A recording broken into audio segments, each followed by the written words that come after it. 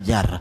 Nabi Allah Musa alaihissalam ketika sampai di kota Madian, maka Madian ini adalah daerah yang banyak sekali bakal. Bakal itu istilahnya sayur mayur ya, yang ada di daerah Madian.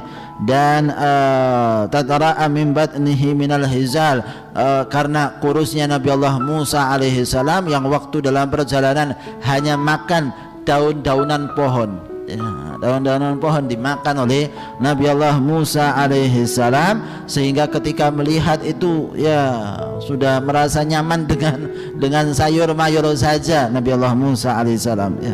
Walamma warada ma'a Madyana wajada mi'alaihi ummatan minan nasi yasqun. Ketika sudah sampai di kota Madian, di daerah Madian, maka beliau mendapati ada sekelompok orang penggembala kambing yang sangat banyak sekali. Mereka berusaha untuk memberikan air kepada ternak-ternak mereka. Wa wajada min dunihim imra'atani tadhudan. Dapat orang laki-laki begitu banyak di tempat tersebut, berusaha berebut mereka ini mengambil air untuk ternak-ternaknya. Ternyata didapati oleh Nabi Allah Musa alaihissalam. Di situ ada agak berbeda, menjauh daripada orang-orang tersebut, ada dua orang wanita. Ada dua orang wanita yang juga menggembalakan menggembalakan ternaknya. Tapi dua orang wanita ini tidak ikut ngambil air ya.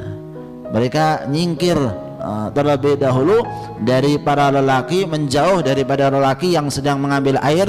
Dua orang wanita ini sedang menunggu kelihatannya. Qala ma khatbukuma, maka Nabi Allah Musa alaihissalam tanya, kenapa kalian di sini tidak ikut serta bersama dengan yang lainnya mengambil air?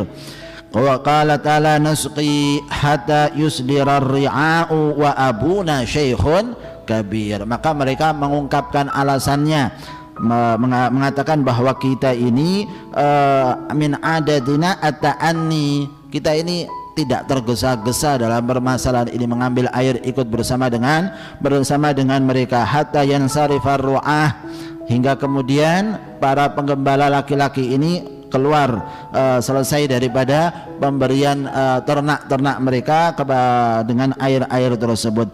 Wala taqat lana ala muzahamatil aqwiya, kita enggak punya kekuatan untuk ikut berebut bersama dengan mereka. Wala nuridu mukhalatatar rijal, dan kita tidak menginginkan untuk bercampur baur dengan para lelaki. Ini yang diungkapkan oleh anak-anak daripada Nabi Allah Syuaib alaihissalam. Mereka dua orang wanita itu adalah anak-anak Nabi Allah Syuaib alaihissalam. Wa abuna rajulun musinnun la yastati'u li dha'fihi, sedangkan ayah kita ini adalah seorang yang dalam keadaan lemah, tidak bisa melakukan pemberian air terhadap ternak-ternak ini, sehingga kita terpaksa melakukannya. Maka ikhwan rahimakumullah, dari kisah ini ada dua hal yang menjadi syarat ya bolehnya seorang wanita itu kerja.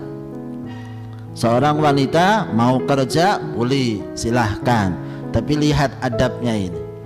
Adabnya apa? Adabnya jauh daripada lelaki, tidak ikut berebut bersama dengan para lelaki, tidak tercampur antara laki-laki dan wanita, berusaha menyingkir. Kalau bisa silahkan, kalau tidak bisa ya lebih baik tidak bekerja dan kemudian menyerahkan perkaranya kepada Allah Subhanahu wa taala. Wa abuna syekhun kabir, alasan yang kedua, mereka bekerja sebabnya apa? Sebabnya orang tuanya sudah nggak bisa kerja lagi. Ketika keadaan darurat, maka terpaksa mereka para wanita bekerja keluar dari rumah mereka. Dan keadaannya adalah apa? Keadaannya menjauh, tidak ikut bercampur dengan para lelaki. Ini yang seharusnya dilakukan.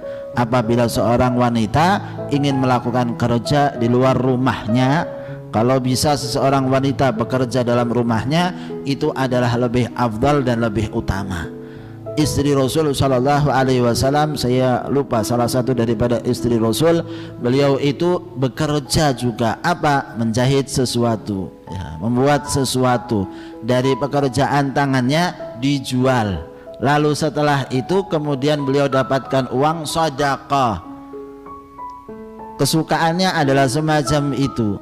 Boleh saja, tidak ada larangan dalam permasalahan ini selama seseorang bisa menjaga dirinya ketika keluar dengan pakaian-pakaian yang tidak menarik perhatian lelaki. Itu satu hal yang harus dilakukan.